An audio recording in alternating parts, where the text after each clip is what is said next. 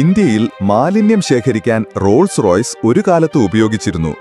1920കളിൽ രാജസ്ഥാനിലെ ആൽവാറിലെ രാജ ജയ്സിംഗ് പ്രഭുക്കാർ ലണ്ടനിലെ മെയ്ഫെയറിലൂടെ അശ്രദ്ധമായി നടക്കുമ്പോൾ ഒരു ടെസ്റ്റ് ഡ്രൈവ് അഭ്യർത്ഥിച്ചുകൊണ്ട് റോൾസ് റോയ്സ് ഷോറൂമിലേക്ക് നടന്നു. സാധാരണക്കാരനാണെന്ന് തെറ്റിദ്ധരിച്ച് വിൽപ്പനക്കാരൻ അത് നിരസിക്കുകയും മഹാരാജാവിനെ അപമാനിക്കുകയും ചെയ്തു.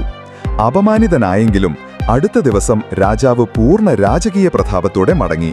ഒരു വലിയ പരിവാരത്തോടും എത്തിയ അദ്ദേഹം ഷോറൂമിലെ 6 റോൾസ് റോയ്സ് കാറുകളും വാങ്ങി.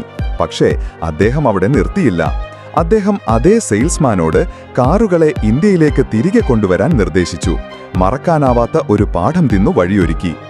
ആൽവാറിൽ ഒരിക്കൽ ഈ ആഡംബര റോൾസ് റോയ്സുകൾ അപ്രതീക്ഷിതമായി പ്രത്യക്ഷപ്പെട്ടു. മാലിന്യം ശേഖരിച്ച് കൊളോണിയൽ അഹങ്കാരത്തിനെതിരായ രാജകീയ ധിക്കാരത്തിന്റെ ധീരമായ പ്രസ്താവന. ഞെട്ടിക്കുന്ന ഈ നീക്കം റോൾസ് റോയ്സിനെ ഇളക്കിമറിച്ചു.